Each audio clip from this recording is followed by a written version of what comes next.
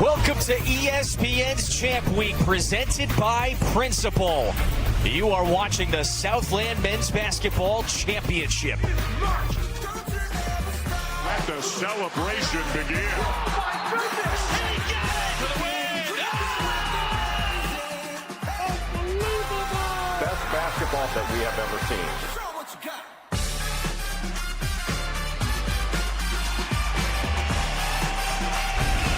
And welcome to Townsley Law Arena in Lake Charles, Louisiana, where we will crown a Southland champion.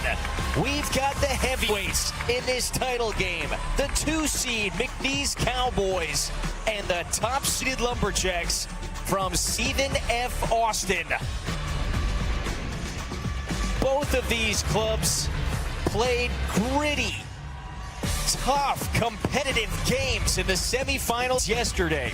The Lumberjacks, first off, erased a second-half deficit to down Texas A&M Corpus Christi.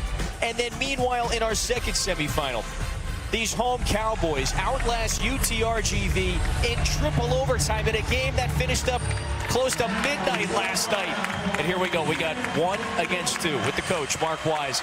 Kevin Fitzgerald with you. So for McNeese, they've run this league the last couple of years. Matter of fact, they've won this tournament the last 2 seasons. They're trying to make it a three-peat. Stephen F. Austin, it's been a revival for the Lumberjacks. They're back atop this league. They haven't been to the big dance in 8 years. They met twice in the regular season. They split those meetings. What stood out to you in both of those games? Well, I'm focused on turnovers and points off turnovers because the team that won that battle also won on the scoreboard. And so what's going to happen in this rubber match? So for Stephen F. Austin, they have had the player of the year in the conference this season, and that is Keon Thompson. He's a playmaker and a bucket getter. Well, he's always in attack mode, the way he can get to the rim off the bounce. He's a tough matchup. He's gone for 20 or more this season 12 times, with one of those being 21 when SFA beat McNeese. But what I really like is Thompson is also a willing passer. 142 assists on the year. He had 5 more last night to go along with 24 points in the semifinal win against Corpus Christi.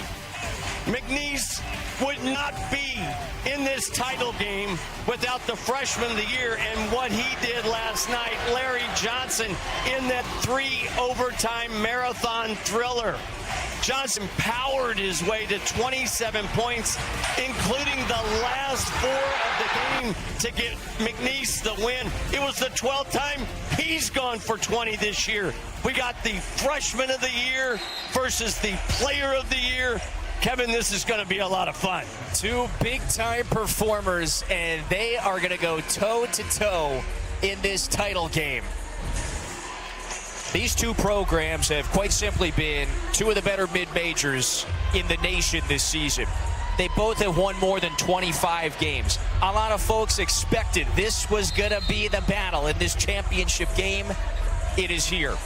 I think this is the matchup everybody wanted to see, 1 versus 2. Remember that this league plays 22 league games. Stephen F. Austin won 20. McNeese won 19. They split during the regular season with each team winning at home. Both games were close. 1 decided by just 2 points. 1 decided by 7. Yeah, this is the matchup we all wanted.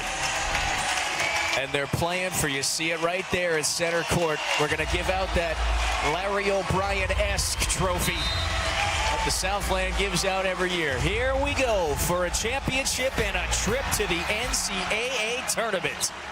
Stephen F. Austin, the top seed there in the white. McNeese playing in their home building in those blue jerseys, a place where they have won 28 straight games dating back to last year.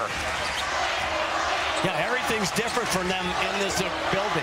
A different colored jersey and the other side in terms of their sideline. That's right. After the miss from Burton, this is Johnson. Tried to leave it for the big man, Jarrell Colbert, and that was deflected out of bounds. This is Bill Armstrong's start 5. We're going to talk at length about Johnson. In his first year of college ball, he's averaged 18 points a game just about. His running mate has been for 8 in the blue, so keep an eye on Tyson Archie, who is also a very reliable double-figure scorer. Jarrell Colbert with the first bucket of this title game. Excellent feed by Duval. You mentioned the turnover margin and that turnover battle. McNeese, they will try to put the pressure on you in the backcourt. So this is Matt Breyer's starting five. Thompson, who is their leading scorer, just missed that triple. Latif Patrick is also a really reliable go-to option. Goes for more than 15 per game. Which team can kind of settle down the quickest? A lot of juice in the building.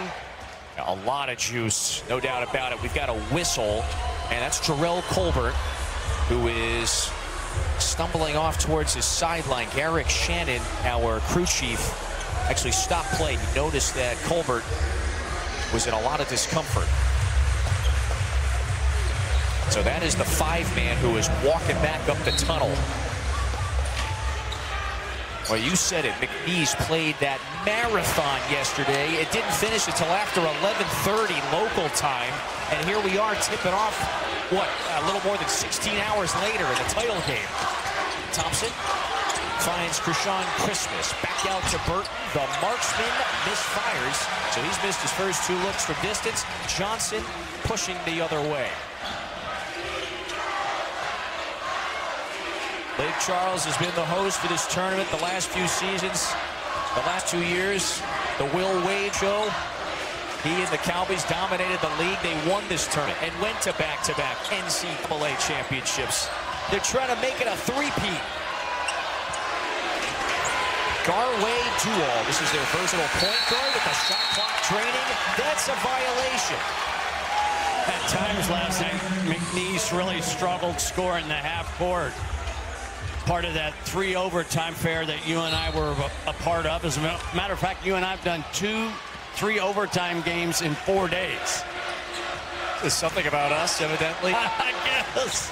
Stick around, folks. Drama. Duval played 49 minutes last night. Garcia played 48. I don't think it will show up early. We'll have to pay attention to that down the stretch of this game. Thompson hits the difficult fall away. The senior from Merrillville, Indiana, was the player of the year in the Southland. He was really good last night. 24, 6 rebounds, 5 assists. He took over, especially late in that game, when it was a tight one-possession ball game down the stretch. Duval not known as a shooter. Archie is. Archie missed it wide. Ball back to Stephen F. Austin. And pardon me, that was deflected out by the Jacks. So Matt Breyer also took home a little hardware.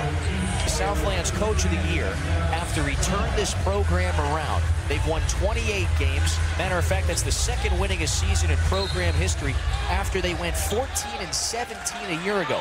Fired the head coach mid-season, total roster turnaround, and it's been magic this season. And Nacogdoches, this shot at the rim, Stephen F. Austin going to push this way. Yeah, both teams will look to explore in transition offense, but both are really good in getting back defensively. Rich Shody Kovacic, that's their shooter off the bench, number 2 in the white. Gets over to Patrick. Patrick a spin, contested fall away, and a rebound down to McNeese. Good defense. These Cowboys love to push. They play in high possession games, high scoring games. Johnson attacks the lob. That's off of Giannis Jonga's fingertips. Both teams' defense are so good that neither is getting quality looks. And so that whistle is going to take us to a timeout. Our officials are going to take a look at something at the monitor. Just getting started in this Southland Championship. The winner to the NCAA tournament. Previous plays under review for a possible clock malfunction. The home to these Bayou Bandits. They have won this league the last 2 seasons. Stephen F. Austin looking for its first crown in 8 years.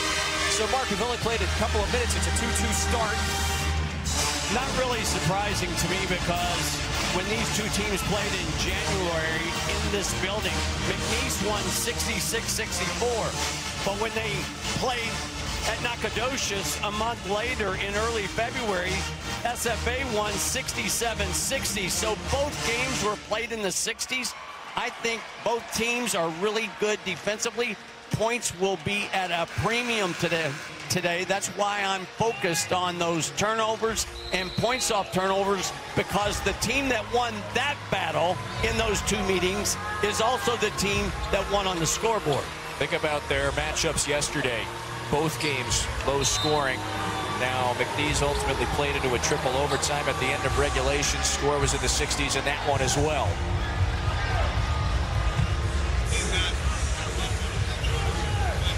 So McNeese is going to inbound here. When we went to our timeout a moment ago, our officials went to the monitor to correct a clock malfunction. Yeah, they had a live ball situation, change of possession, so the shot clock should have gone back to 30 instead of 20. So that's the reason why we're starting with it at 25. And also good to see Archie on the floor tonight, because he cramped up late in that overtime. All right, I don't even remember which overtime it was. They're all he didn't finish the game last night. They're all blending together. Yeah, he did not play in that third overtime, and that was when McNeese finally grabbed the reins, took control, and ultimately got the job done. Thompson along two. Thompson front rims it. And so we're seeing a bit of Giannis Jonga. That is the 6'8" forward from Cameroon, number 13 in the blue, because Colbert is still off the floor. They're starting five-man. There's Duwall, that long, rangy point guard. Nails it. Yeah, I just love his positional size at 6'5". 45% field goal shooter. And here's part of the McNeese press package. And they will turn up the heat. 94 feet. They've got the highest steal and turnover force rate in America. There's Christmas underneath. Christmas blocked by Jonga. He's got to chuck it back out. Gerald Colonel draws a foul. Nearly put his man on the Instagram post right there. But instead he goes to the line for two. There's Bill Armstrong. So he took over for his former boss, Will Wade. He was an assistant on Wade's staff at LSU for 5 years previously, and he helps deliver another stellar season for this program.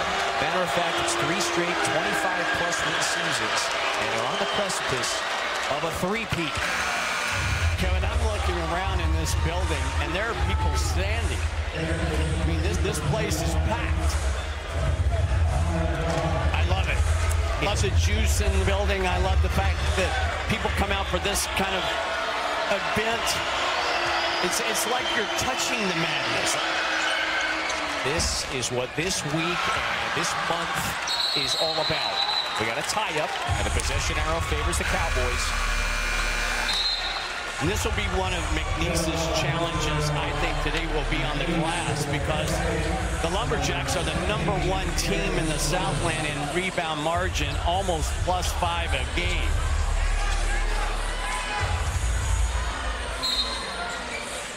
The foundation for this Lumberjacks team is the defense and rebounding. They've won low-scoring games. They've won a lot of close games as well. Yesterday, another example. Here's Muhammad, the defensive stopper. Only played 11 minutes last night, but was so impactful. He's number 21 in the white. Great on-ball defender. Duwall, a reverse. Missed the wild layup. Got it back. Shot clock is drained. Here's Javon Garcia. Garcia playing in his 136th game.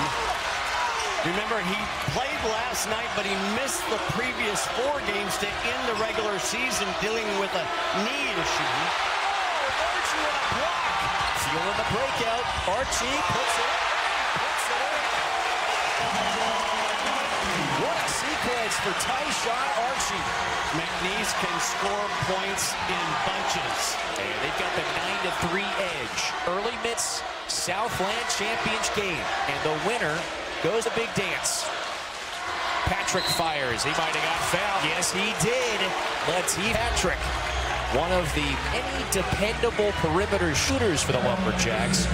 3 at the line. Tyshawn Archie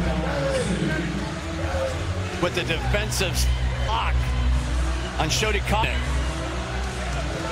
then finishes great hang time and absorbs the contact, finishes off the window. Just brilliant athleticism on both sides. So meanwhile, the junior from Milton, Massachusetts, Latif Patrick, has 3 at the line. One of the many first-year transfers that Matt Breyer and his staff brought in. Last year, he's at a junior college in Colorado. And this season, he turns in an all-conference season here at the Division I level and earns the Newcomer of the Year award. They played well here in this building when these two teams met for the first time. He was 3 for 9 from the arc.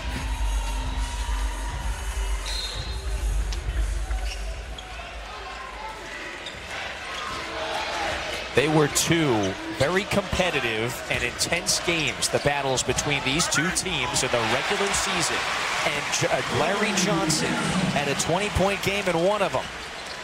And Johnson is so explosive off the floor. Sometimes you have to make sure he doesn't get the second shot opportunity. His athleticism, it stands out in this league, to say the least. This is Gediminas Ulysses on the floor for the first time, and the forward scores it.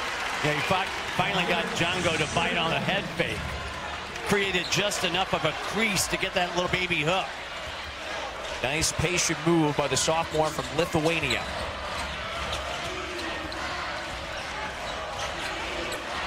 Johnson starting to size up Christmas. Instead, it's Duval. Johnson barging in, kick it out. Garcia, another, yeah! 4-3. 36% on the year. He's been better than that over his career. You cannot wait till the catch to get there. Garcia pumping this place up. Garcia averaging more than 11 points a game. He's been in double figures 17 times this year. And here's the kicker. In 2 games against the Jacks this year, he was 0 for 6 from the arc. And he's already knocked down a couple here this afternoon. For Garcia, that's the 60-year senior from Columbus, Ohio. Last time he's playing in this building. 3 years with the program. He wants the unprecedented three-peat. 6-point lead for the home team. They're supposed to be the lower seed in this game. Inside this arena where they have just bedeviled opponents. That is a really difficult fall away for Thompson. McNeese was trying to get the double team on Thompson. He was quick to the point.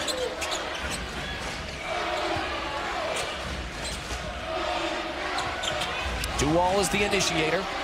Richards fires offline, and Colonel secures it. The three-point specialist out there for McNeese now. It's not just Garcia, but Richards as well.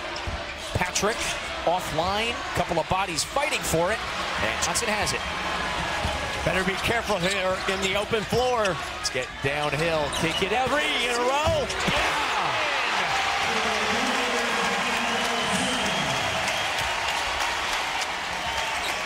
Again, nice play by Johnson there to attract defenders. Be a willing passer. Boy, McNeese really struggled shooting the basketball yesterday. They're off to a much better start. Duval with the near takeaway. Little frantic sequence. There's an opportunity, and Burton makes him pay. Cam Burton. Burton loves playing against McNeese this year because he was 7 of 14 in the 2 games.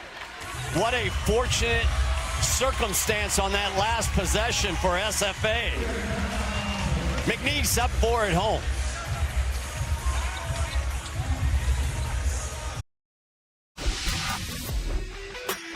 McNeese and UTRGV played a wild, gritty, triple overtime game yesterday. The first of its kind in Southland tournament history.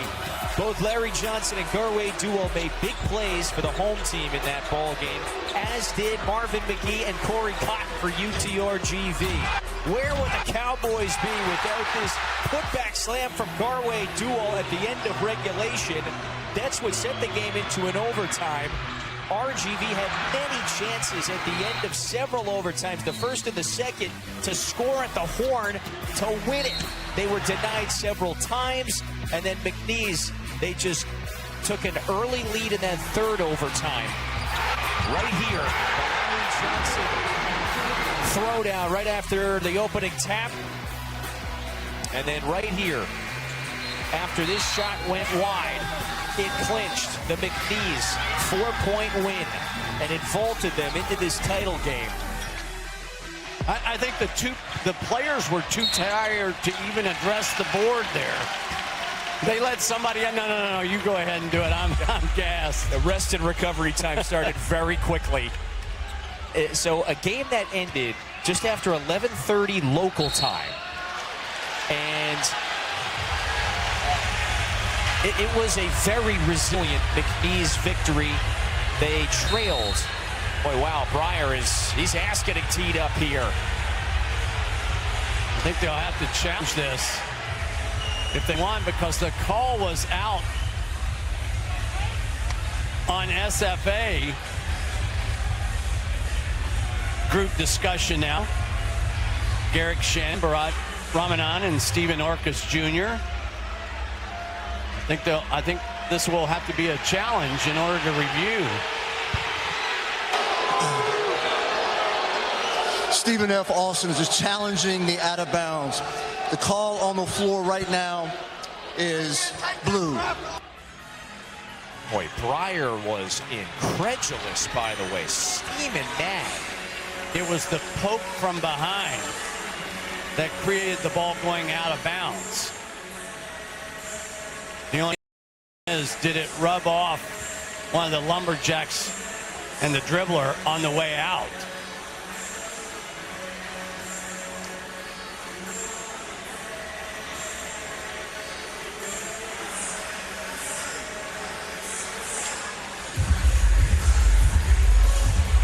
So we're going to take a look at it in a moment.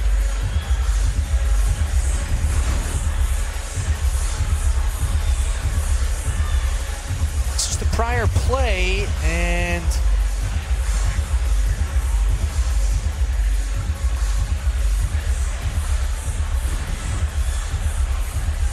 so that was the Garcia play from a couple of possessions ago.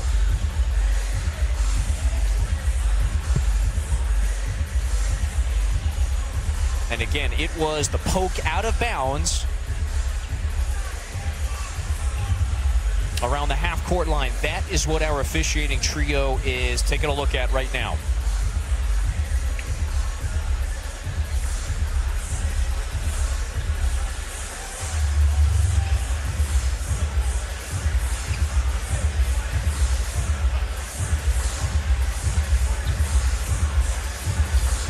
I know everyone detests long reviews as well as you and I do.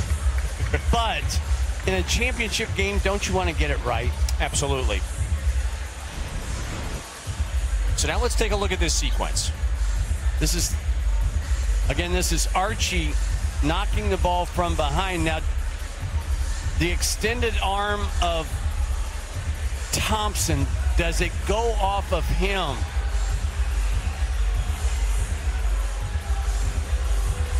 Here comes the poke from behind.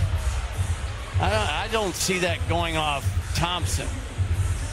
Now the question becomes, because I think the officials have a different system here, are they seeing the same thing? And that is very important. It is very much worth noting that they might not have the angles that we have. And so they ultimately get this one. After review, the challenge is successful. It's going to be white ball.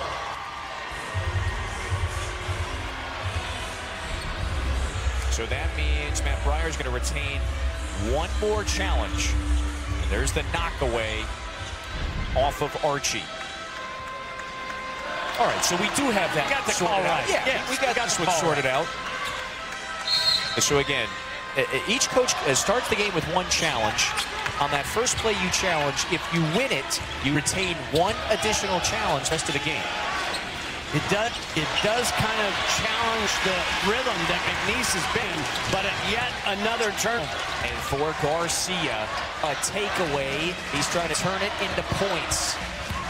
Colbert is back on the floor for McNeese. Garcia was looking for him, but he ultimately draws the foul and will be at the line. Garcia in zone early here offensively. Has already knocked down three balls. 9 points, and he'll try to get into double figures before we get midway through the first half. It's another steal that McNeese is trying to convert into some points now at the free throw line. So yesterday in that triple overtime win, 16 steals against RGV, wound up forcing 24 turnovers. Number 2 in the nation in turnover and steals per game. They are relentless, particularly right here when you got to take it out of the net.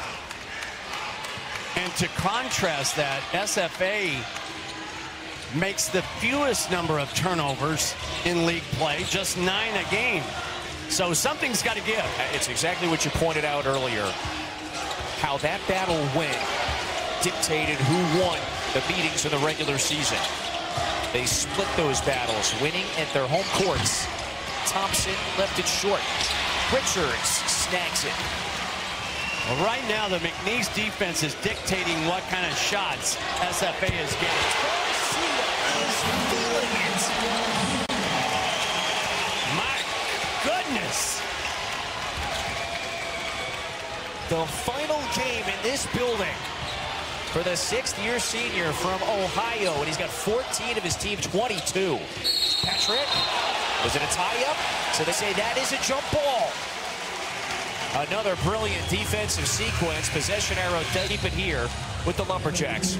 Kevin, doesn't the feel of this game have the same sort of feel that McNeese's game last night has? They got off to a really good start in the first quarter, quote-unquote, of the game. They had that 12-point lead in the first half, lost it towards the tail end of the opening period, and then it turned into a back-and-forth battle in the second. They've thrown the first punch. Patrick throws it up and is fouled. I think this is on Cole for the reach-in. Puts Patrick, puts Patrick to the free throw line, 81% on the year.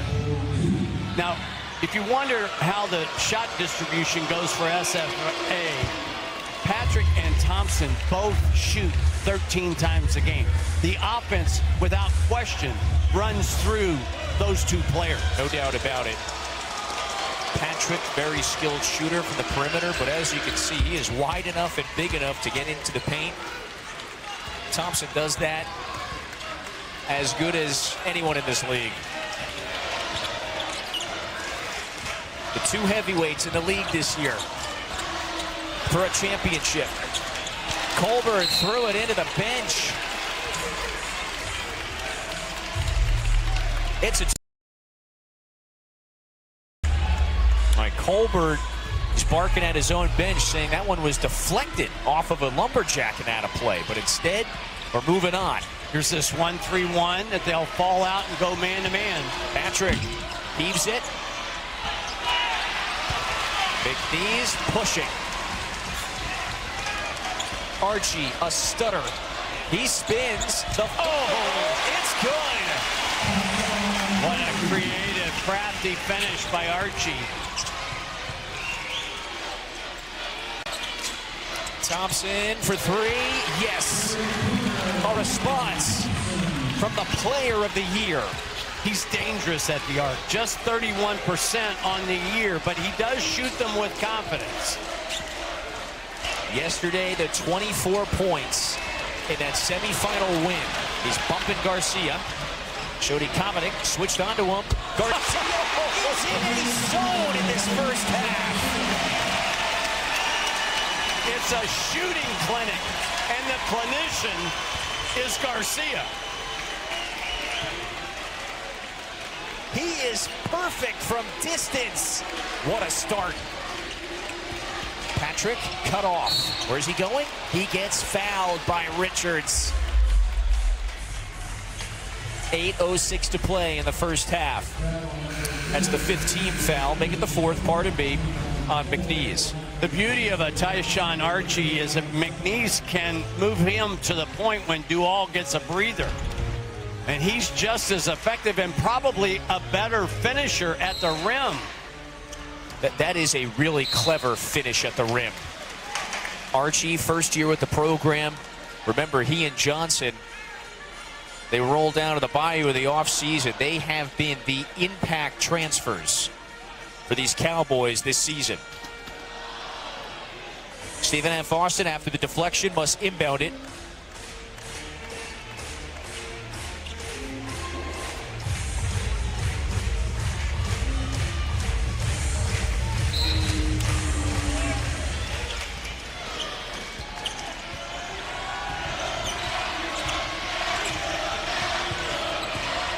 McNeese is so gap heavy with their help. Krishan Christmas. That is a difficult finish. I just love that Kansas cut along the baseline. Move without the basketball. Thompson will find you. Jacks have struggled to shoot just 35% from the floor in this first half, but they're within 7. This is the man who is red hot right now. Garcia on the pull-up. Another. Javon Garcia has got 19 of his team's 29. The senior in his last game in this building, trying to go out a winner. The two heavyweights, the 1 seed, the 2 seed, battling in Lake Charles for a championship and a trip to the big dance.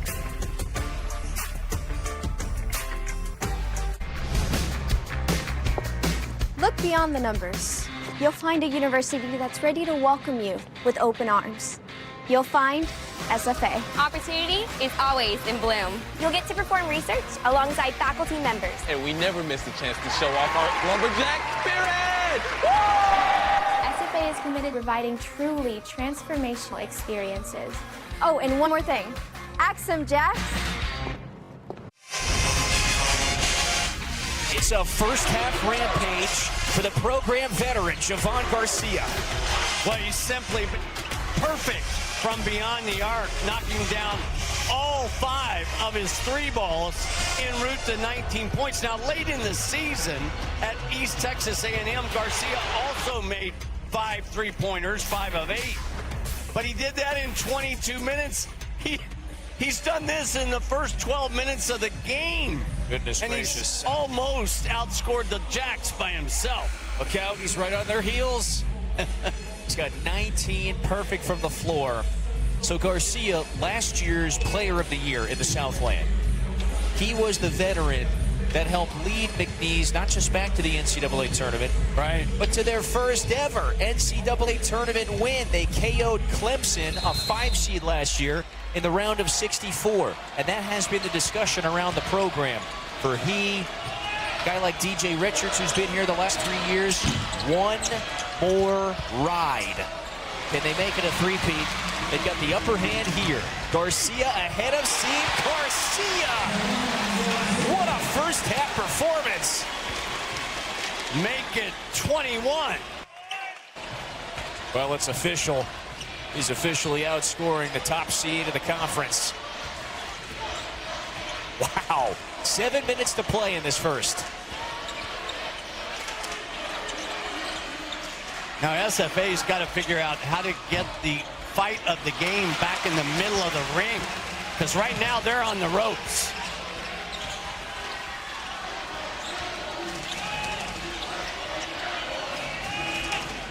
Double-digit lead for McNeese. Dual had it knocked away. Christmas on the floor to try to snag it. Archie missed it. Johnson, backside rebound. Larry Johnson goes up and is fouled.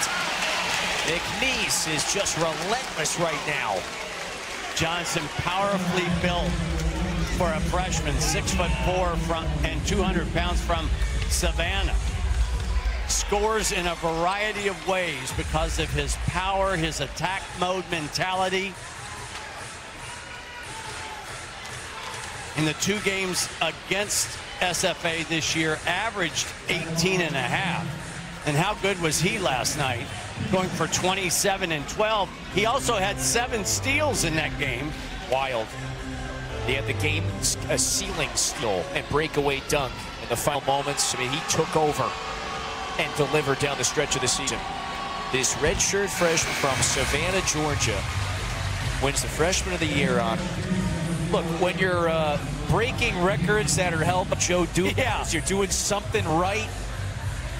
No question about it. And what has really impressed me about his game tonight in this first half, I think Garcia has had at least 2 passes because Johnson got feet in the paint, so he knows where the hot hand is. That's a high basketball IQ, offensively speaking. So he's making the right decisions and recognizes who does have that hot hand. I think he's trying to keep himself kind of limbered up here, isn't he?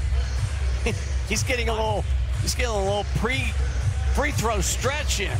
Keep the hammies warm.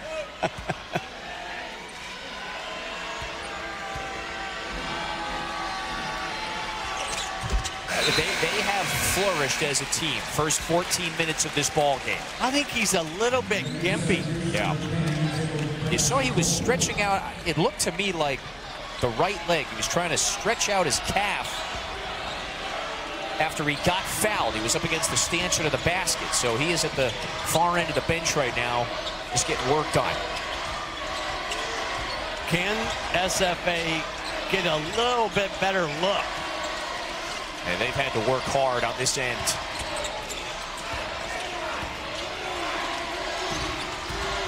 Muhammad. Jump stop. Muhammad rejected. And a shot clock violation. These 2 teams play man-to-man, but they do it in totally different ways. McNeese is a switching man-to-man because of their athleticism. They don't care if they get mismatched because of their length and quickness. SFA, on the other hand, the ball with the exception of Patrick. Both are really good defensively, but they get it done in different ways. Yeah, you just saw the 3 blocks now from McNeese. Again, they have had upper hand in just about everything. Lately, they have smothered Stephen F. Austin defensively, in addition to their hot shooting on this side of the floor. Garcia has 21. Has it back. Defended by Burton. Garcia turns to the baseline, slips. We got a whistle. That's a foul on Stephen F. Austin. And it goes against Burton. And this is becoming a problem inside this arena, by the way. You just saw Garcia slip. This has been the case all week. But we got too much condensation on this floor. I think the defender slipped, Garcia slipped.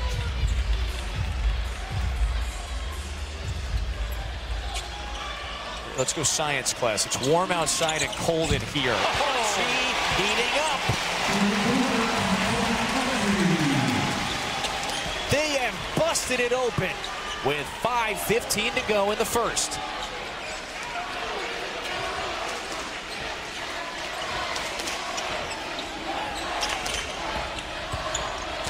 Thompson can't find an opening. Boy, McNeese dug in defensively. They are bedeviling the Lumberjacks.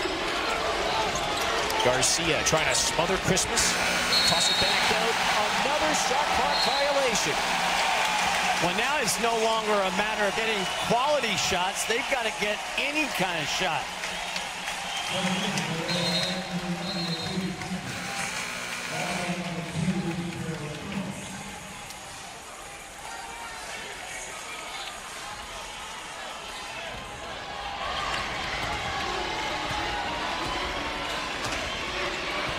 Kevin, I must confess, this score surprises me. These 2 teams are evenly matched. But there's been the X factor. right there. Johnson wants one. Missed the three. Stephen F. Austin, they've had some just long, drawn-out offensive possession. I mean, it's been hard to get a look. That pass is batted back out. Patrick, that's a deep one. And so they continue to struggle against this Rubik's Cube. That is the McNeese defense. And the Cowboys are spot on with the one and done on the defensive glass. They are plus 11 on the glass today. Significant first half advantage for the two-time defending league champs. Archie had it knocked away. 2 seconds to shoot. Garcia's got to chuck it. Shot clock violation. They finally missed one. Yeah. So we take a timeout with McNeese in control. They get their largest advantage of the afternoon.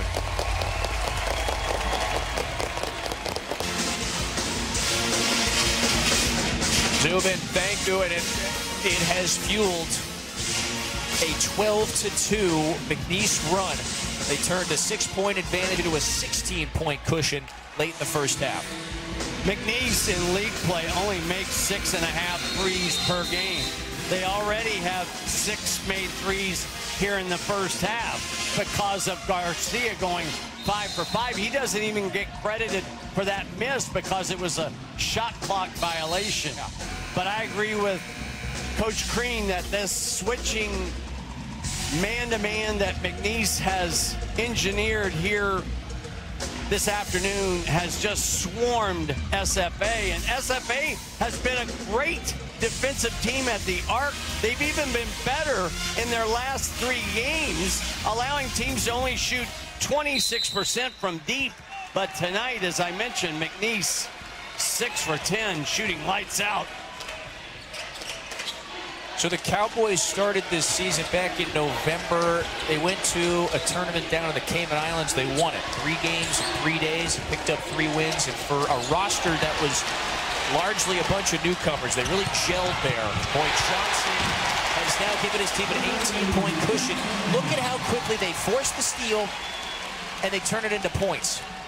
Yeah, Johnson's ability to get out and run the floor is so impressive. And yet another mistake. It's just been a half of frustration for the Lumberjacks. Johnson on the left part of your screen just sprints to the other end.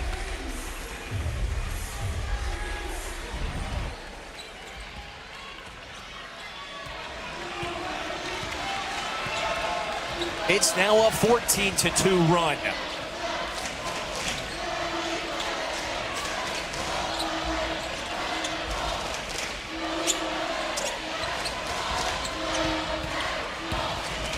Garcia, get that out of here. Gerald Colonel. Yeah, you see why he's the defensive player in the year in this league. Over 80 blocks on the season. That's the defensive player of the year in the league for a reason.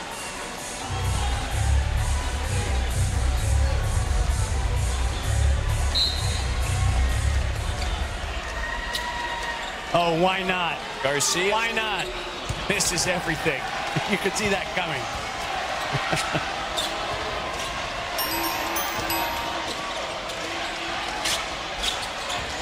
Stephen F. Austin. They need some sort of a run here. But nothing is coming clean for the Lumberjacks. Every pass, every dribble is challenge met. Time to shoot. That 3 is offline. Burton is fouled. It's the first on Johnson. Well, that's what you don't want if you're Bill Armstrong. Put SFA to the free throw line. They're having a hard time finding shots, much less making shots. 6 for 22, only 27%. But when you put a guy at the line like Burton, 82%, I mean, right now, SFA will take any kind of points any way they can get them. It is a deep first half hole for the top-seeded Lumberjacks.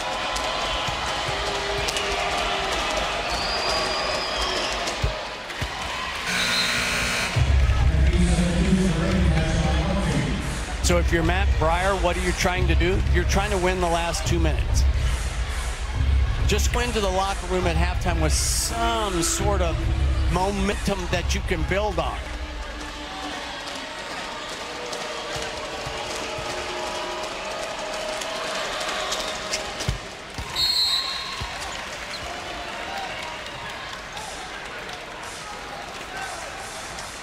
Garrick Shannon, by the way, is now bringing Colonel and Garcia together and saying, knock off the smack talk. Yeah, everybody wants to get in the last word, you know? I feel very secure around you. I don't. I should, Well, thank you. whenever you need to jump in, feel free. Again, Dual goes to the bench, so here's Archie back at the point. Man, such a luxury to have two guys that are that quality being able to run the point.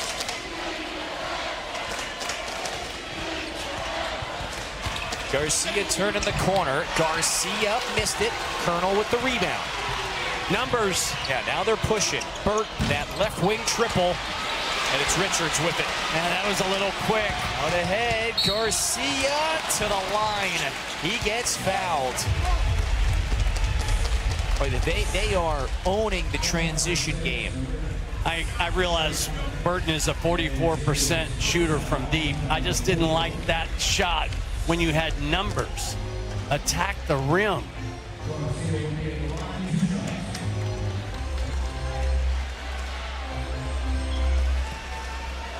It has been Javon Garcia's breakout first half. You know, he only had 3 20-point games to this point in the season.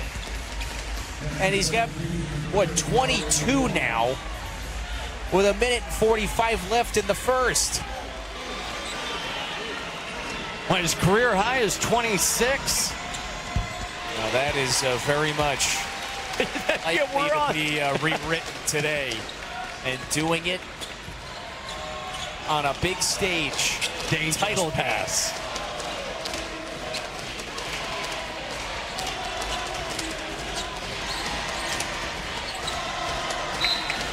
Deflection, it stays here with the Lumberjacks. They have shot just 26% from the floor in this opening period. McNeese's ability defensively to keep the ball in front of them has been very impressive. Thompson gathers and he finishes that time a Euro step right by Colbert. Got a little pick and roll game going, middle third of the floor. That's the easiest deuce that the Jacks have had here in the first half.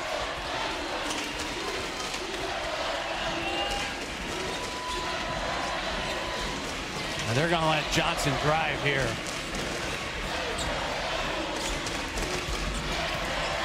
It's Garcia with 5 to shoot, defended by Shody Confident. Garcia with a ball fake, keeping the pivot with the time expiring and rattles in. What a half for Javon Garcia. He's got 25 in his final game in this building.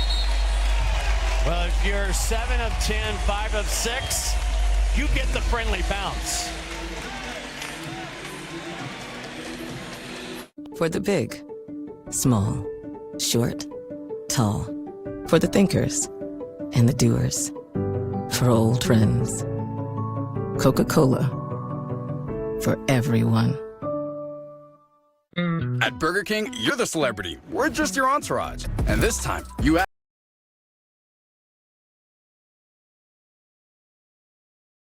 and all imagined by you. Try the latest in the Whopper by You series today.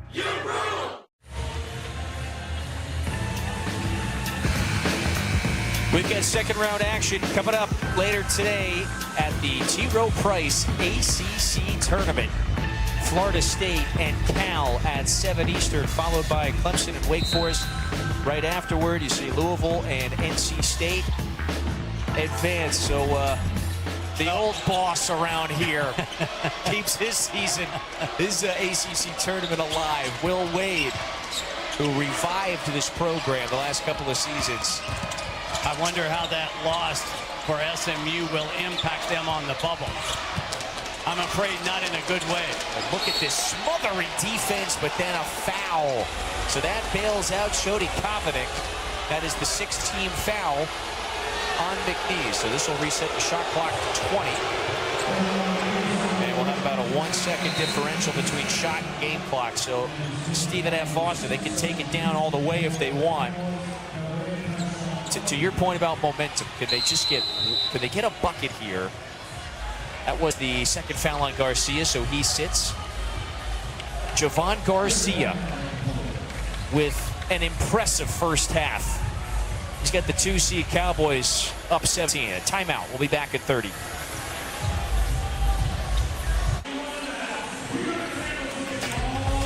It's bracket week. You know, SEC men's tournament has just gotten underway. Kentucky with a win earlier today in the first game of that first round.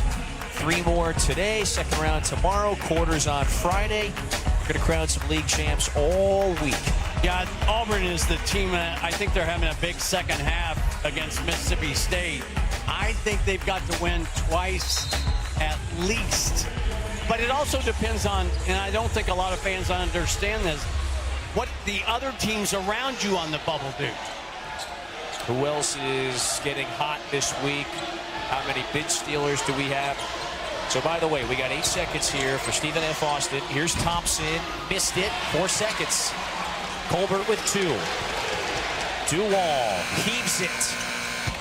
So 20 minutes are in the books, and McNeese with a statement opening half performance. Javon Garcia with a 25-point outburst. This 6th-year senior and program veteran. One last game in this building. And a brilliant opening half. He has galvanized this team to a 17-point cushion at the break. Second half coming up here. We'll go to Bristol in a moment with Coach Crean and Coach Keats. Here's Zubin. Kevin, Mark, thank you. Welcome inside the Sargento halftime report. You guys are talking about how crippling this loss for SMU last 4 in, according to Lenardi, was against Louisville. Let's show it to you. Tom Ryan Conwell gives them the lead late. Well, the one thing they have been able to count on all year has been Ryan Conwell. And then Keats, Conwell extending the edge. He took the game over at the end. 16 points. You could tell he wanted to win the game. He put Louisville on his back. Boopy with an opportunity. Nope. Louisville. Pat Kelsey breathes a sigh of relief. This is a bad loss, though, for SMU, according to Lenardi. Last 4 in. Kev, when you look at the bracket here, what are you seeing? Well, I love this Miami 3, Louisville 6 matchup tomorrow. I think that'll be a really good game. I think both teams can get after you defensively. I think both teams can make some shots. So I'll be interested to see how that one goes. Well, since you stole my game, I'm going to go with SMU. Played that game 1 for 3 from the free throw line. In a game to go to the NCAA tournament. That's a tough way to look back. I'll keep it on Duke. Remember, no Foster, no Gungba. They will play tomorrow, the winner of Cal and Florida State. And with that, we welcome you inside the Sargento halftime report. Tom, Kevin, Zubin. Okay, tell me what Stephen F. Austin has to do to get back in this game down 17 at the half. Javon Garcia, they got to guard him. He's got 25 points. They have 25 points. Yeah. The senior from McNeese is really playing great, and he's trying to lead them to an NCAA tournament bid. This reminds me of a few weeks ago when Josh Hubbard had an incredible first half against Auburn, 31, 33 points. They tried everything, right? Now you better try to figure out how to make sure he doesn't get the ball, all right? Not just switch and trap and do those things, but do everything you can do to eliminate it. But that McNeese spacing is outstanding. Yeah. And flipped on the other end, that defensive switching is tremendous to watch. Defense has been very active. They've done a great job in that area. Absolutely. You mentioned Josh Hubbard. You'll see him in our next segment. You'll also see plenty of Big 12 action, including another team on Lenardi's bubble, a first 4-out team that could have used a win in the best of ways. Could they get it? We'll tell you next. This halftime report is presented by Sargento Natural American. Welcome back to the Sargento Halftime Report. Welcome back to Life on the Bubble. Cincinnati first 4 out taking on UCF. Late second half, Kev, Riley Kugel.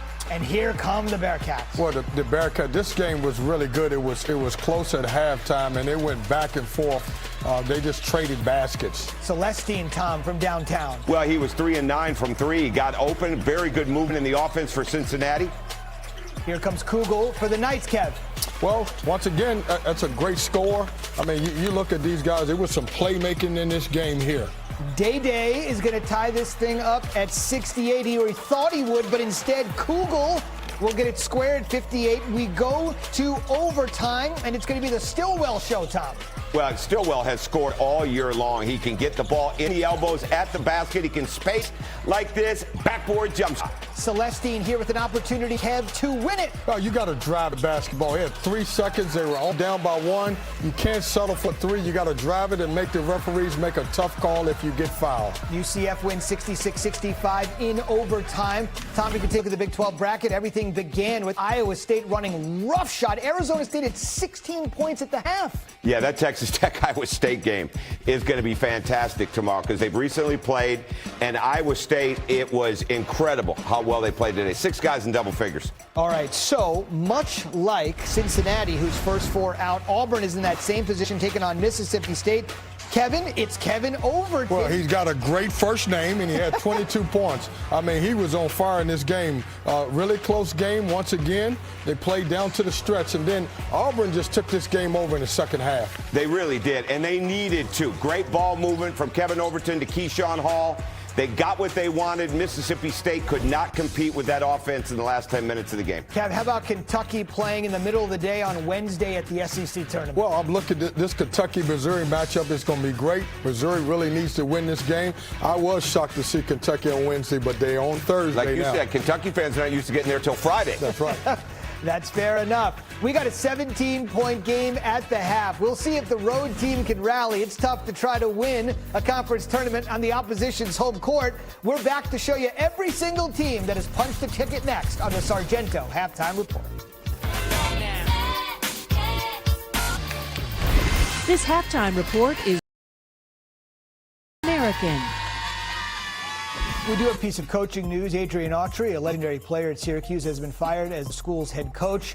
3 seasons in the job, 1 game over 500, 0 NCAA tournaments, and we will see what the Orange will do moving forward with a new basketball coach and a new athletic director to boot. Guys, you are looking at the teams that are going to hear their names called on Sunday. What really catches your eye of the teams that have clinched a bid?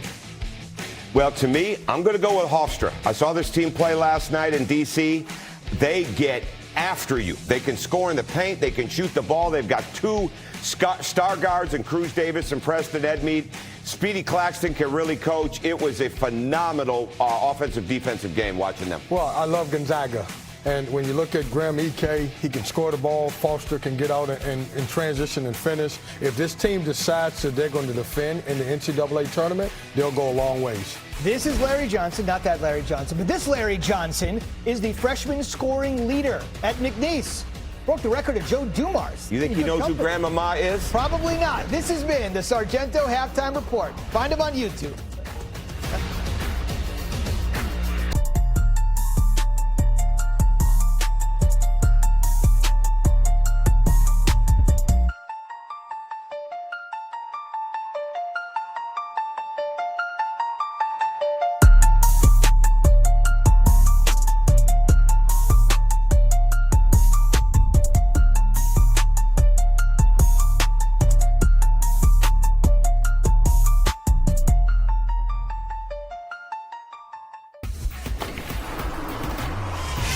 Welcome back to ESPN's Champ Week, presented by Principal. And you are watching the Southland Men's Basketball Championship, where the 6th-year senior from Columbus, Ohio, Javon Garcia, took over in the first half. It was a rampage. He went for 25 points, hit 5 triples, and helped McNeese build this, what feels like insurmountable 17-point advantage. They're up 42-25, 20 minutes away now from what would be an unprecedented three-peat. With Mark Wise, Kevin Fitzgerald with you. Sometimes in these championship games, you need your veterans to step up. That's what he did. Every once in a while, a player gets in the zone, shots start falling. The the basket looks bigger and bigger. Well, that's where Javon Garcia, he lived there in the first half. He almost outscored his opponent tonight just individually.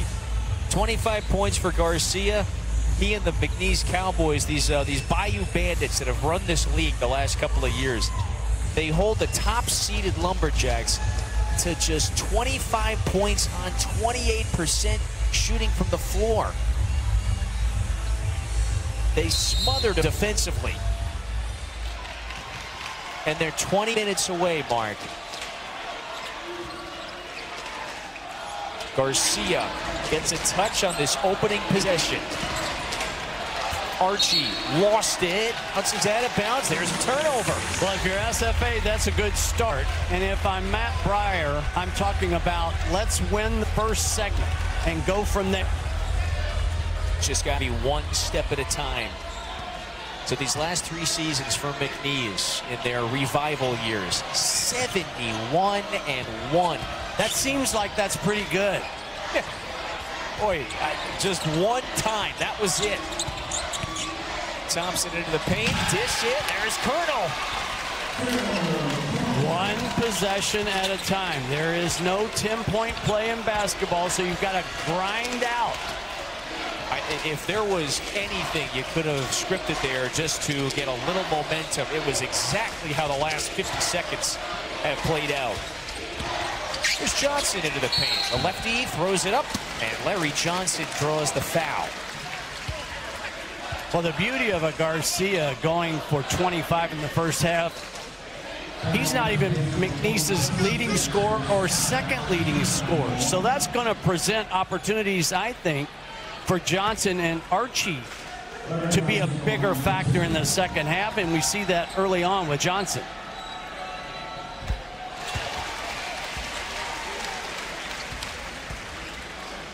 One other thing I wanted to mention about Garcia in the first half, he played all but 7 seconds.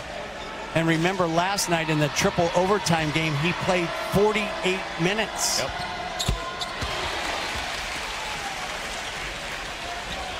McNeese and UTRGV, they finished that game up close to midnight last night.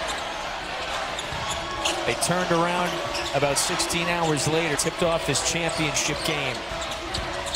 The effort and the will, the determination from this McNeese team is on display. Thompson got downhill again. Nice little Gortat screen by Colonel that time. Gave Thompson a clear path. Johnson, he's sizing up Christmas. He was on the baseline, out of bounds. Yeah, I think he slipped first, which kind of forced the turnover there.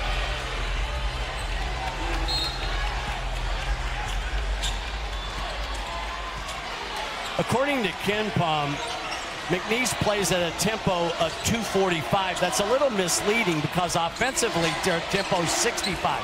So why is that number so big?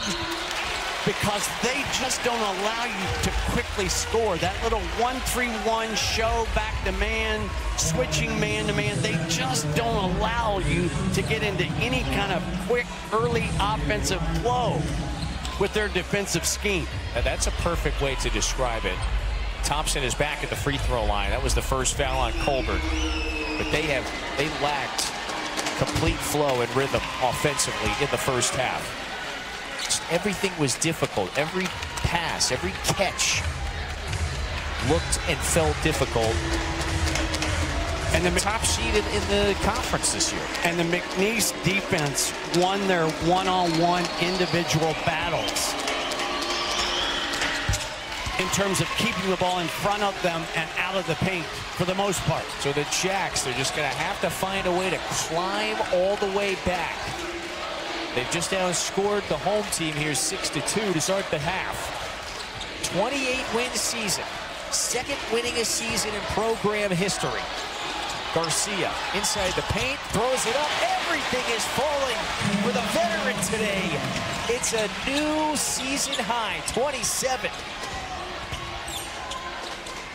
I'm surprised when he misses now. There's a takeaway for that patented pressure defense. Garcia's in the near corner. Garway to all. Yep, that's a hand check. Another foul on Thompson. And this is just a big time performance by your veteran Garcia. And he has been the tone setter for the program for years. Third year at McNeese, so he has been here for all of these years of success. And talking about those 3 years, how about McNeese's record in the Southland in those 3 years? 55-5. It has been one of the more unique stories these last few seasons. It's just a program revival. One of the best mid-major programs in the nation for years now. Do-all, he's got Thompson on his hip. Colonel smothers him. Colonel Gerald, he ordered the code red. Funnel, shot blockers. Funnel your defense to one of the country's best at rim protect. Oh, Colbert says I could do it too. Here's a breakout, Garcia.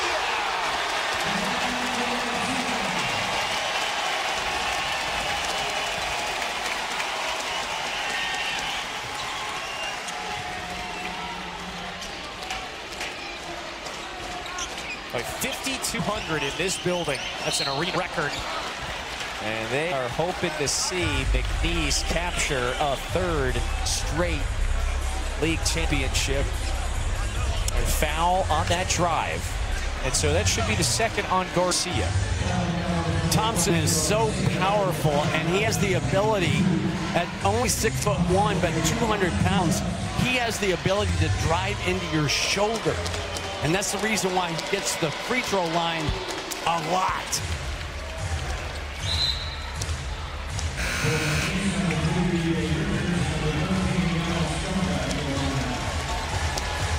So Garcia sits down.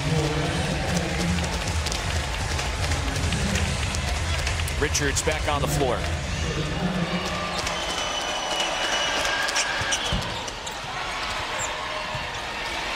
You know, Johnson, he had the 27 points yesterday, but also the 12 rebounds. Chased down that ball.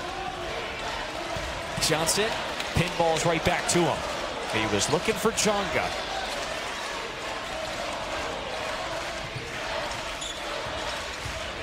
Duwall swinging into the paint. Garway, Duwall with that burst.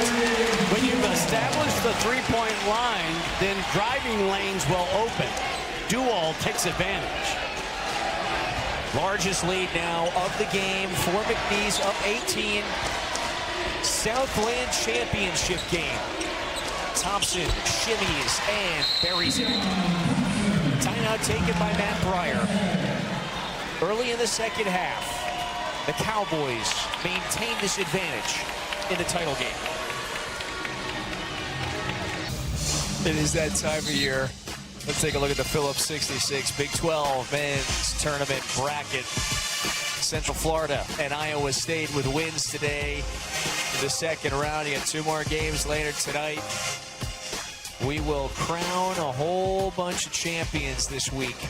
I think that win by UCF puts Johnny Dawkins' team in the tournament for sure, and probably it ends Cincinnati's late run in the Big 12.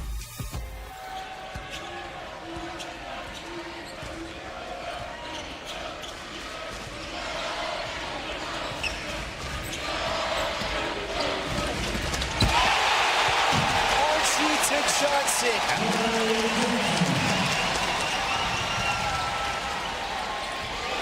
Here in Lake Charles,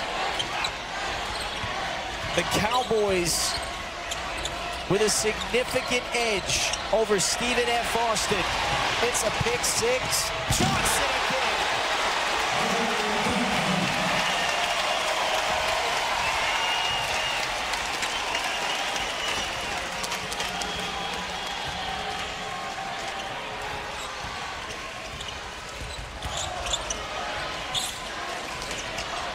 Patrick left it short. And then a whistle. These McNeese Cowboys, they are in control, in search of the unprecedented three-peat. And they've got their biggest advantage of the night right now.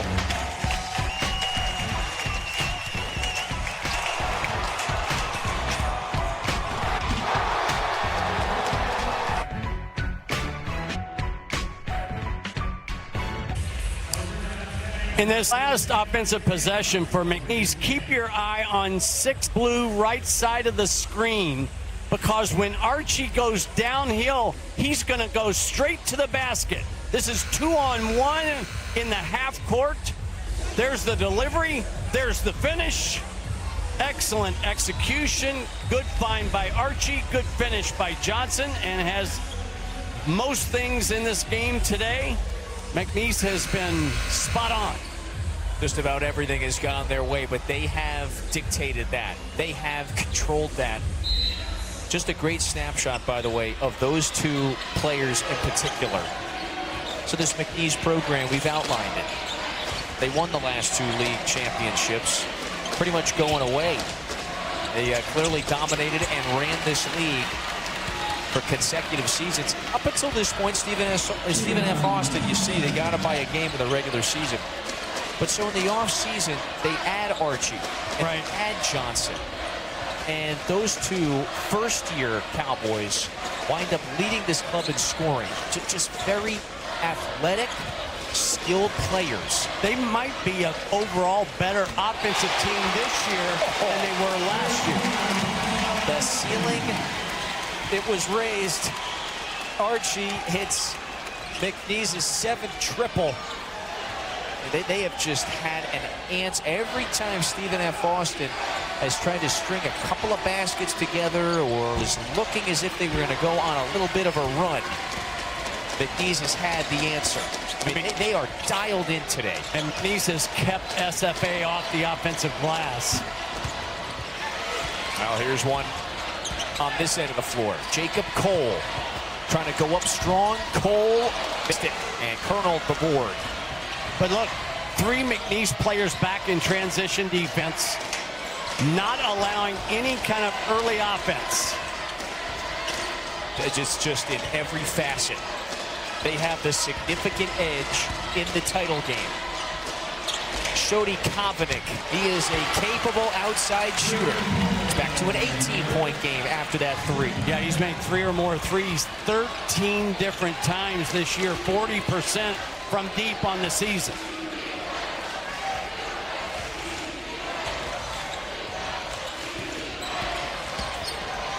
This is Duwall underneath. I think the only thing that would do in McNeese at this point in time would be poor shot selection. Archie was trying to get the whistle. Chonga beats the buzzer. Barat Ramnanan signals that they're going to take a look to make sure that this one was off the fingertips of the redshirt sophomore. Previous plays under review for a possible shot clock violation. Again, if you want to be a good offensive rebounder, put your camera down, get in the picture, never take the picture. Take another look. Forced late in the clock possession. I thought he beat it. I think that's after review, the play stands. Made basket. So Giannis Chonga, who only plays but a few minutes a game, gets himself in the scorer's column there. Puts his team back up by 20.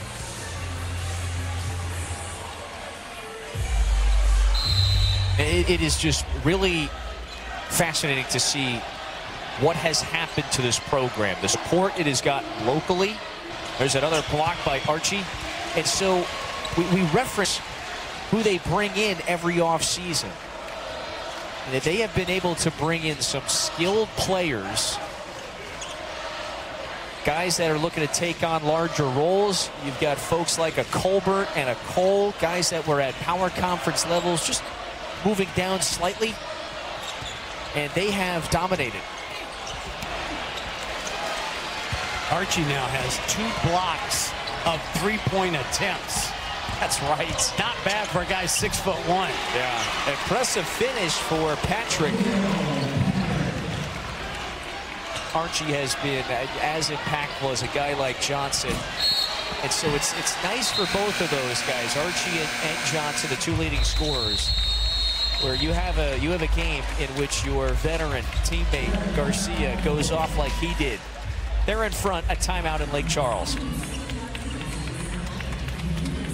A brand. When you see it, you know exactly what quality you can expect based on the integrity of where it came from. In the Old West, when a cowboy signed on with a ranch, he committed to riding for the brand. And that commitment meant he was all in. A promise to protect the brand as if it were his own, and oil allegiance to those he worked with and served. Same holds true today. This is cowboy country, and here at McNeese, we ride for the brand. It's a sold-out capacity Townsley Law Arena in Lake Charles, Louisiana, where this community has supported this program for years now. Standing room only crowd for this Southland championship game. And those Cowboys that have won 28 straight in this building have a significant edge with 11:52 to play. People are so hot in this building tonight in terms of making threes during the timeout. Somebody did a backward shot from midcourt and made it for $1,000. By the way, we got to work on. Place went nuts. Got to work on his negotiating. Oh, for only $1,000. Agrees to anything less than $5 on that sort of shot. Colonel with the putback. Everything indeed has been falling for, well, important caveat for the folks in the McNeese attire, which this gentleman, of course, had on. Kevin, I think if FSA is going to make a run, it has to be in this segment.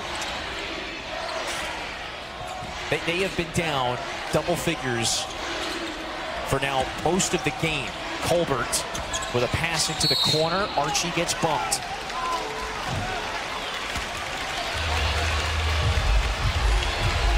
Everything falling, by the way. Back to the shot a moment ago. I talked about this. Here it was. My goodness. It's hard to make a shot from half court just shooting it straight on. Are we going to see that in SportsCenter Top 10 tomorrow, perhaps? Archie gets up to finish. But McNeese is just having its way right now with the regular season champs. Stephen F. Austin beat this club at their place in February, but in the game here in January, it was a 2-point McNeese win. Today, they are all over the Lumberjacks.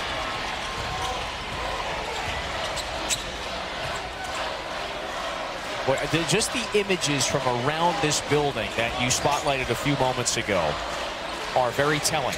Archie nails a triple.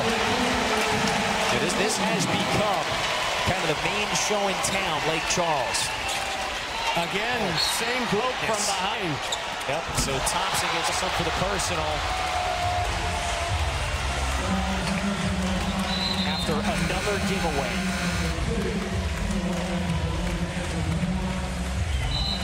I mentioned this earlier.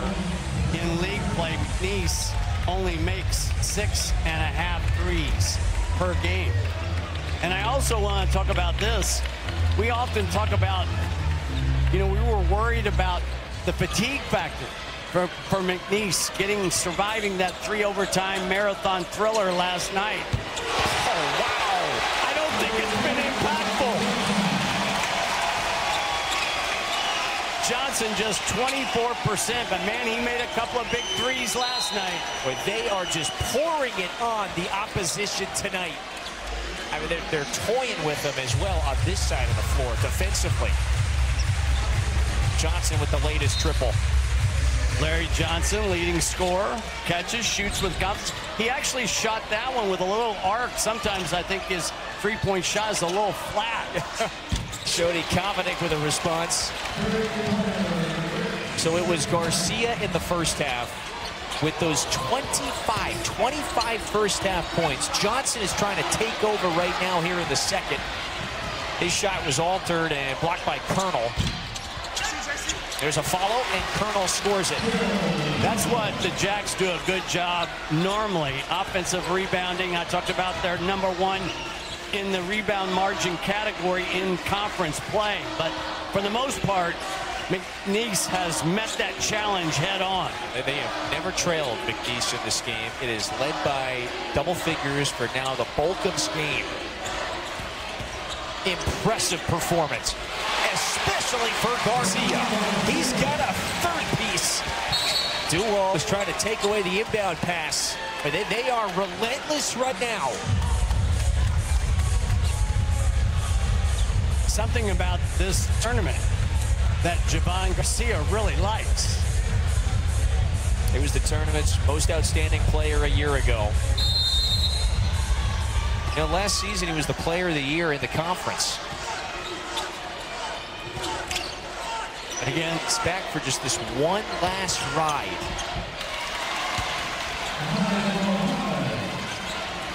They're trying to do something that would be unprecedented. Stephen F. Austin was the last team to do it in this league. That is three-peat. That was 10 years ago. Brad Underwood, remember, was running the show in Nacogdoches. He, Thomas Walkup, his studs, several other great players during that era. They went to 3 straight NCAA tournaments. Garcia, give him one more chance. Missed both of those threes. So McNeese, with all of this momentum behind the program, they are in position to make it 3 straight league titles, 3 straight tournaments. Foul on Archie. And it's easy to focus on Garcia and what he did in the first half. But I think you mentioned this in the first 20. The defense that McNeese played in the first 20 minutes swarmed and smothered SFA. They got no quality looks. Outside of Garcia's individual performance, I agree. I have been most impressed with that effort. Again, if you're just joining us, it's a switching man-to-man that has a lot of zone qualities to it. They're gap heavy. They don't care because of their athleticism and length. What mismatches you might exploit on them. You know, now with 7:45 to play, I mean, Stephen F. Austin, it can afford to be risky and gamble defensively in a 19-point hole with 7:35 to play. Muhammad trying to stick with Archie. Jacob Cole puts it up, blocked. Colonel, boy, he has been so impactful underneath. And the run out leads to a whistle. They got a foul. Are they going to say that was in the act of shooting? Our officials say we're going to take a timeout and we will check it. The Cowboys are in control in the second.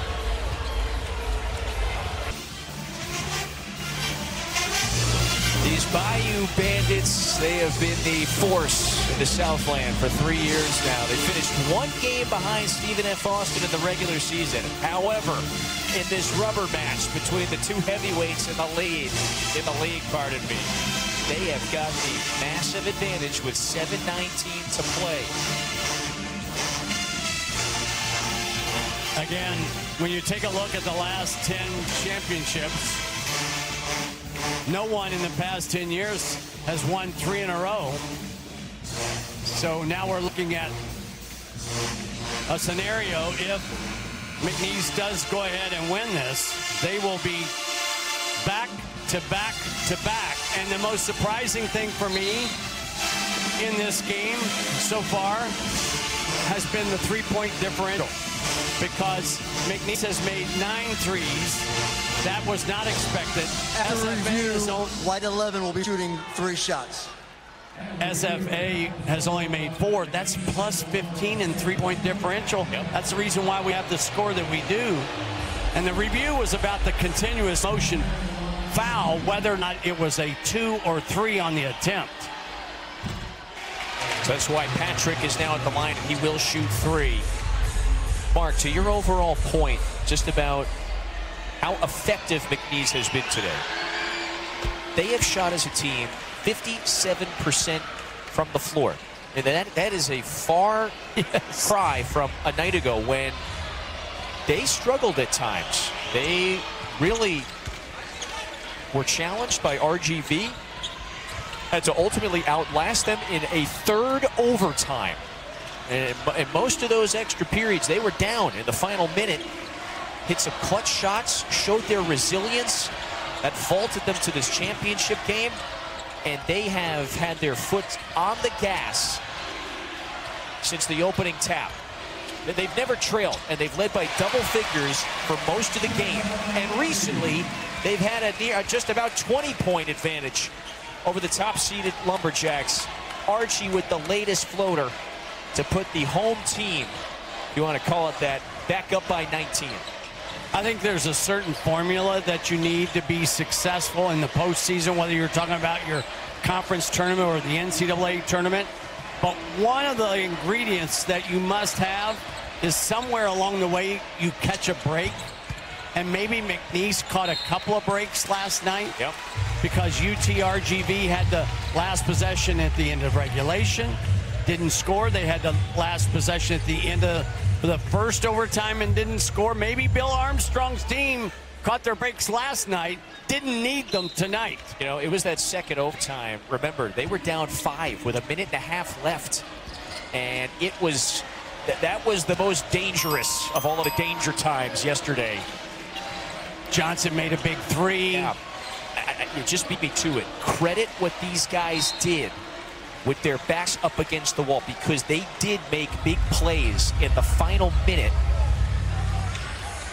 of those first 2 overtime periods and the end of regulation.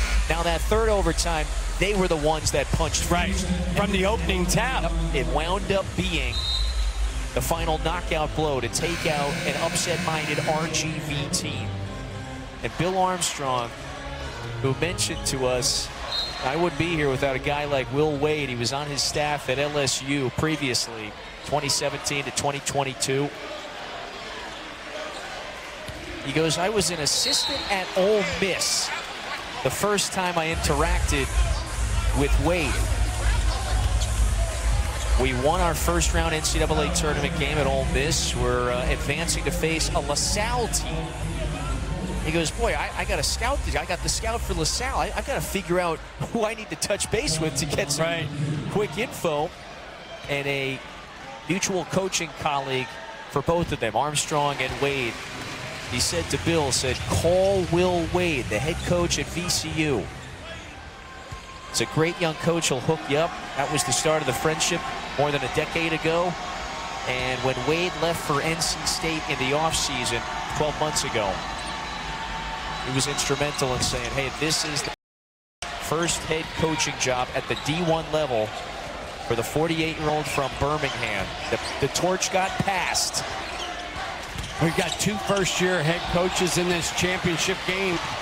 Kevin, their combined records in their first year. You have the calculator? It's 55-9. Yeah. My advice as a former coach, get out now. It's not going to get any better. This is the Costanza tactic. Just leave on the high note. That's it. It's done right now. Duval misses that one at the rim. Armstrong, you know, he was a head coach once before, was at Link Academy out in Missouri. That's a really good prep school. A lot of prominent college players wind up finishing their high school careers there. He said, that prepared me to be a head coach here at this level. Johnson with a throwdown, just get out of his way. Less than 5 minutes to play now. I mean, if you're the Jacks, yeah, you got Shody Kovanik over on the far side. He's swirling his finger. They got to start taking some risks, put some shots up. This is Thompson to the basket, missed it. You can see, though, why he's player of the year. Yep. He is so creative and crafty in terms of getting to the rim.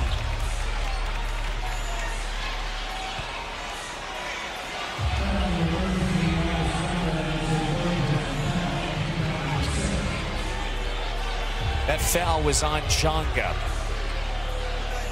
Yeah, so they're going to say that was on McNeese. And Stephen F. Austin does force that turnover in the backcourt. And this is just the last moments here for Stephen F. Austin. Can they just put a mini run together, get some sort of momentum? Muhammad cans that three. So that's one. The best threes so many times are after offensive rebounds. Why? Because the defense is scattered and not organized. Duval's fortunate there. Take one dribble, pick it up in the dead corner while the other team is trapping. Yeah, that's a no-no. Absolutely. That's the 15th foul on Stephen F. Third on Christmas. And they can be very aggressive in this backcourt. Duval gets it across the timeline. 4:10 to play. McNeese has the significant edge, but a giveaway. Numbers now. Oh, it's a turnover. The Lumberjacks give it right back.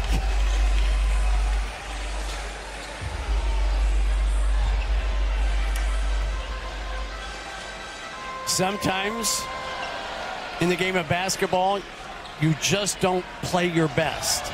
But SFA has had so many good nights this season, winning 28 games, winning 20 league games. They just kind of got overwhelmed in this environment tonight. One of those nights. And it really started from the opening tap. McNeese took the first lead, took the first double-digit advantage. They've never relinquished it. Garcia, he was the one throwing haymakers early on. Hit his first 5 threes at 25 first-half points. Nearly outscored Stephen F. Austin in the opening period. Well, you got to stop and shoot that, don't you? I mean, you've already got 31. You've already made 5. The sellout crowd is on their feet. They sense it.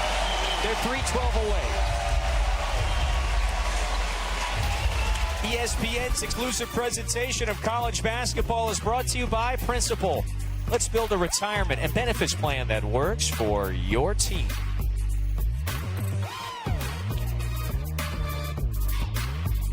Starting next on the ESPN app, what does Devonta do for an encore? Coming off 40 points, Big 12 Conference Tournament record, big-time player. We'll see what he does today. A.J. Devonta. And in the ACC, Tom, the winner of this game gets Duke. Well, Justin Pippen has had a fantastic season. His older brother, Scotty, when he was playing Vanderbilt, had some really good moments in the SEC tournament. I look at Justin to have the same in the ACC tournament. And his dad had some really, really good moments in the NBA. You had to add that in.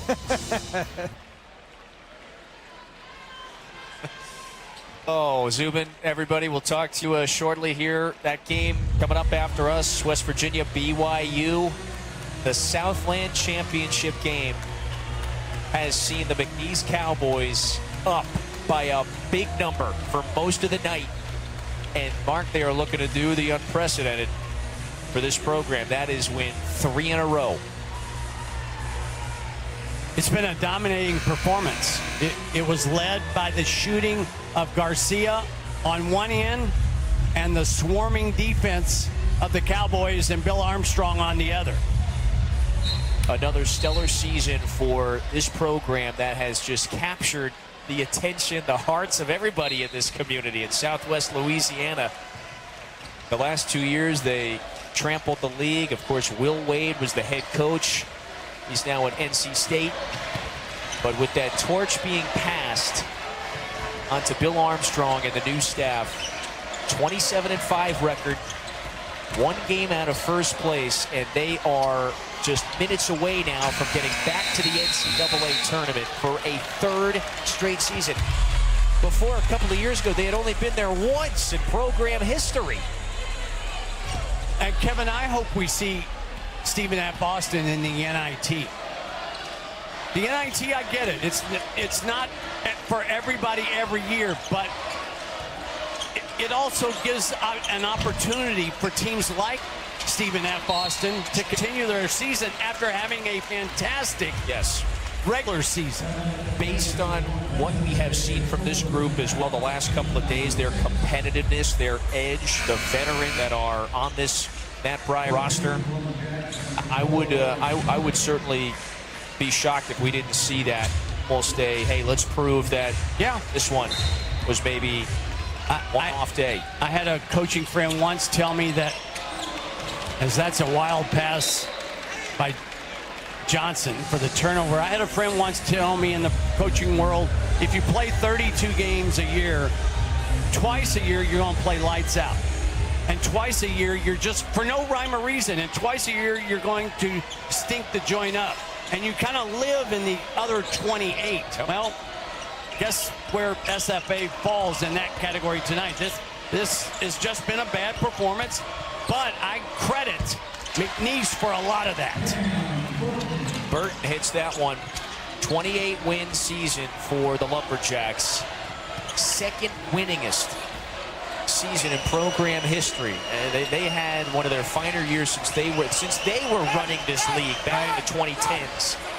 And Matt Breyer, the coach of the year, the 39-year-old from Belton, Texas, who spent so many years as an assistant on Grant McCaslin's staff, he and his staff, I think they are going to have this program at the top half of the league here moving forward. And to add to that, the Lumberjacks went 10-1 in league play on the road.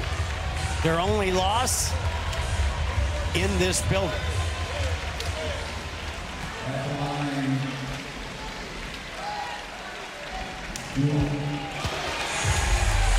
Some seniors going to the bench for the Jacks. Christmas, Colonel.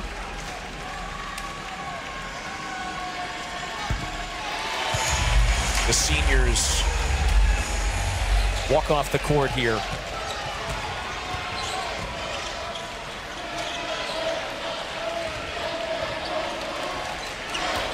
The McNeese Cowboys, it's been a remarkable 3-year run. They've been one of the better mid-majors in America for 3 years now. Heck, their winning percentage is up there with teams like Duke and Houston the last 3 seasons. Let's see if Bill Armstrong is going to get Javon Garcia out of the game. Yeah, here he comes. That's a roar.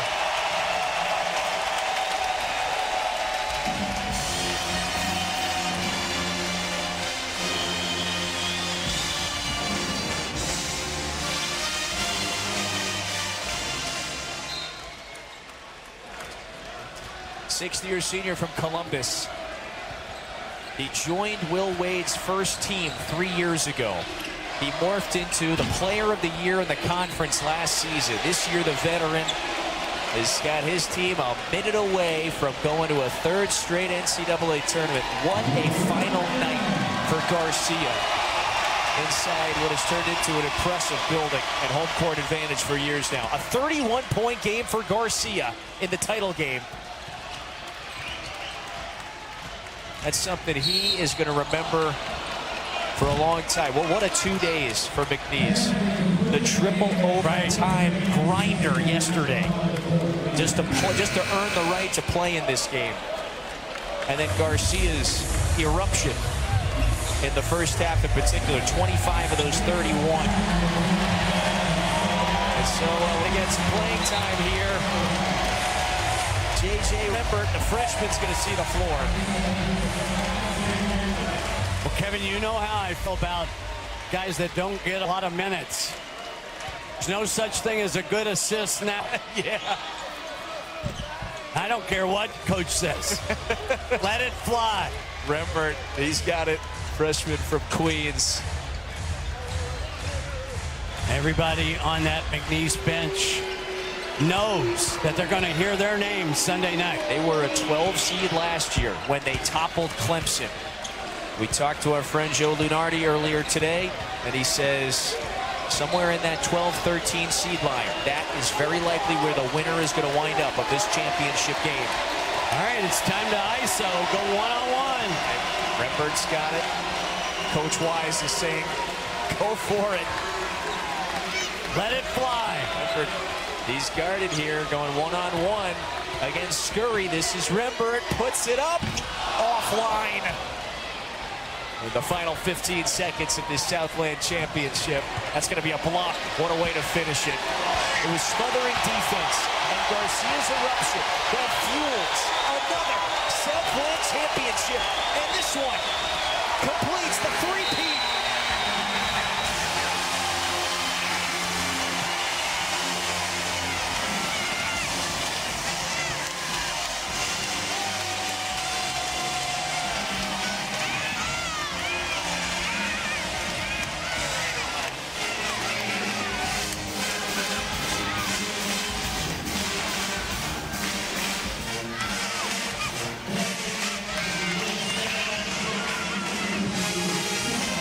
This is a team that got some breaks last night in that 3-overtime marathon win over UTRGB. But McNeese and Mill Armstrong, they did not need such breaks today. For a third straight season, the Southland Championship stays right here in Lake Charles. And the Cowboys will head to his third straight NCAA tournament.